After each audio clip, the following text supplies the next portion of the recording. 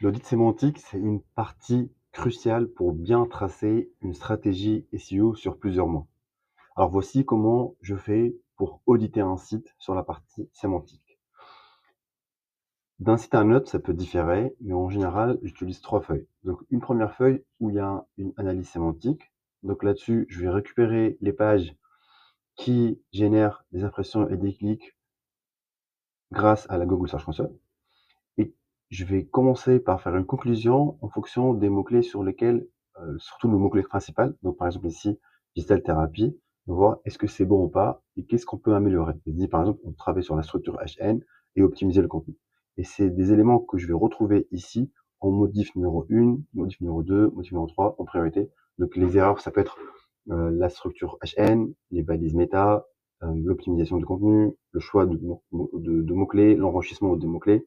Et à savoir, pour chaque erreur, je vais avoir peut-être 10 erreurs ici, j'ai un guide pour expliquer pour chaque erreur comment on fait si le client souhaite le faire en autonomie ou alors je le fais moi lors d'un accompagnement mensuel. Je crée des étiquettes ici pour dire si la page elle est bonne, on peut la conserver ou on doit l'optimiser justement avec ces éléments-là.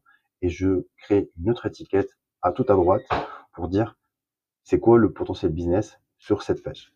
Une fois qu'on a tracé donc les différents éléments sur lesquels on peut jouer pour optimiser les pages, on va travailler sur la partie de mots-clés. Donc pour un site qui existe déjà, on voit que on va vérifier c'est quoi les volumes de recherche sur lesquels il rank.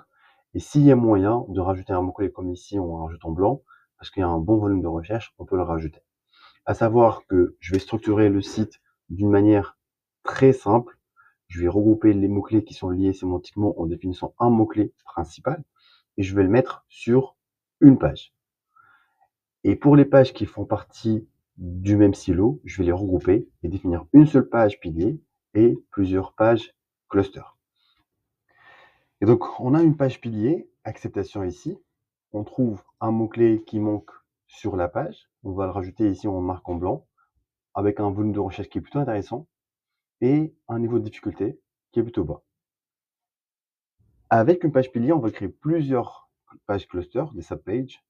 Parfois, des pages existent, parfois des pages n'existent pas, parfois des mots-clés existent, parfois des mots-clés n'existent pas, et donc on peut les rajouter. Donc ici, on voit nouveau ou amélioration, donc c'est-à-dire une page qui existe, ou alors une nouvelle page qu'on rajoute. Ici, on définit le type de contenu, est-ce que c'est un article ou c'est une page, avec un statut état à corriger ou pas. Ici, j'ai pas défini les mois, mais je compte le définir avec la roadmap totale de tout le site.